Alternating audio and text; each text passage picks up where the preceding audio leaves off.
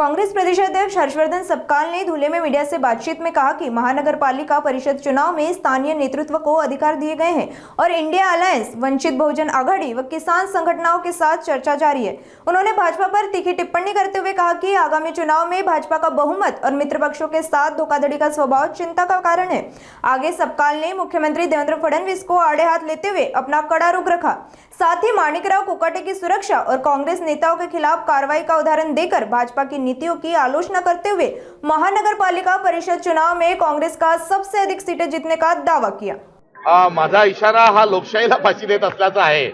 मात्र या ठिकाणी आपला जो प्रश्न आहे हा मला आवडला आणि तुम्ही तुमच्या प्रश्नात जल्लाद केवळ लोकशाहीसाठी आहे का अजित पवार आणि एकनाथ शिंदे यांच्या संदर्भातही आहे। तर या संदर्भामध्ये जे पाशवी बहुमत भारतीय जनता पक्षाला मिळालेलं आहे आणि नगरपालिकांमध्ये जेवढ्या मोठ्या प्रमाणात यश मिळालेलं आहे हा या दोन्ही पक्षांना असणारा धोक्याचा इशारा आहे आणि या धोक्याच्या इशाऱ्यामध्ये पुढच्या वेळेस या दोघांना दूर केला जाईल। 2029 ला हे त्यांचे मित्रपक्ष आणि आघाडीचे त्यांच्या घटक पक्ष असणार नाही हे मी केलेलं जे वक्तव्य आहे त्या वक्तव्याला आज जल्लादच्या भूमिकेतून बघणं हे मनोरंजक आहे। आणि हो, प्रत्येक घेतलेल्या मित्र पक्षाचा घात करणं हा भारतीय जनता पक्षाचा असणारा स्वभाव आहे आणि त्या अर्थानं आता देवेंद्र फडणवीस हे जल्लादाच्या स्वरूपात त्यांचे मित्रपक्ष संपवण्याकरता निघालेले आहेत आणि त्याचा अंदाज हा एव्हाना सर्वांनाच आलेला आहे।